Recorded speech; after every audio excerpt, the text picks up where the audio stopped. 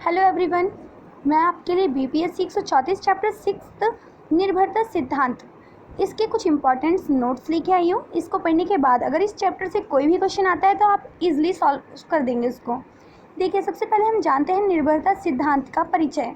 निर्भरता सिद्धांत का विकास आधुनिकीकरण सिद्धांत यानी मॉडर्नाइजेशन थ्योरी के आलोचना के रूप में 1950-1950 के दशक में लैटिन अमेरिका में हुआ। निर्भरता सिद्धांत के प्रमुख विद्वान कौन कौन हैं जिनके बारे में हम पढ़ेंगे? Dos Santos, Raul Prebisch, Fernando Cardoso और एंडी फ्रैंक।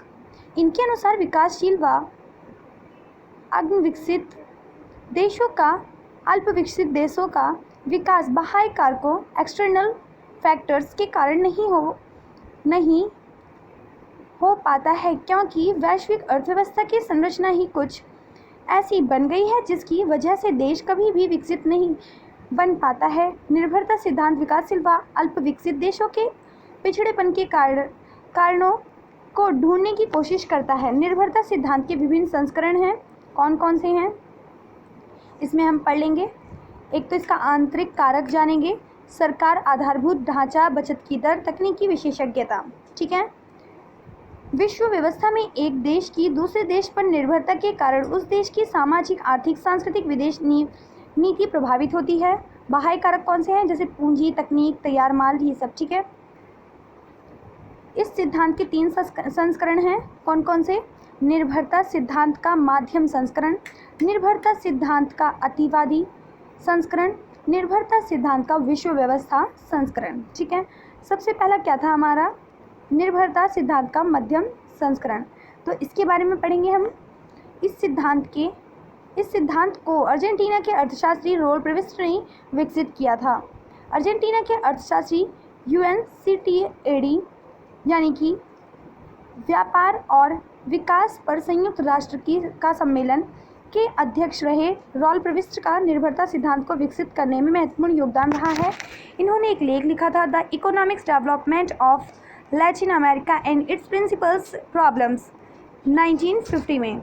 इनके माध्यम से लैटिन अमेरिका के देशों के पिछड़ेपन व अविकसितता के कारणों की जांच की गई। ठीक।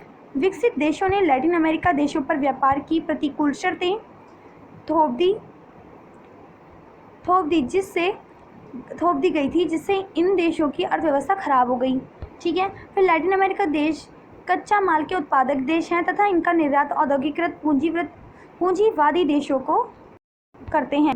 फिर आप ऐसे ही एक एक करके पॉइंट्स हैं जो इसके वो पढ़ लेंगे। फिर वॉल्फगैंग सिंगर व प्रिविस्ट ने मिलकर एक थीसिस तैयार की थी और प्रिविस्ट ने इसमें लिखा है कि कच्चे माल की कीमतें दिन प्रतिदिन घट जाती हैं तथा परिष्कृत सामान की कीमत लगातार बढ़ती जाती है। इससे लैटिन अमेरिका को देश व्यापार घाटे से चले जाते हैं। ठीक, घाटे में चले जाते हैं।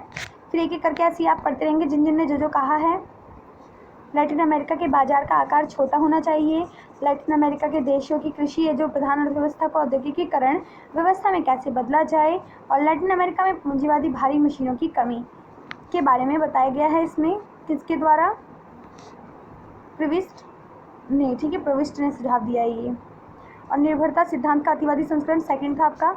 इसको स्टॉप करके आप स्क्रीनशॉट लेके चाहे पढ़ लेंगे, चाहे तो इसको ध्यान से ऐसे पढ़ ही लेंगे। आपके लिए नोट्स लेके आई हूँ। इस चैप्टर के अगर आप नोट्स अच्छे से पढ़ के जाएंगे तो मतलब इसमें से कोई सा भी क्वेश्चन आता है इस चैप्टर से, इससे अलग तो कुछ आएगा ही नहीं।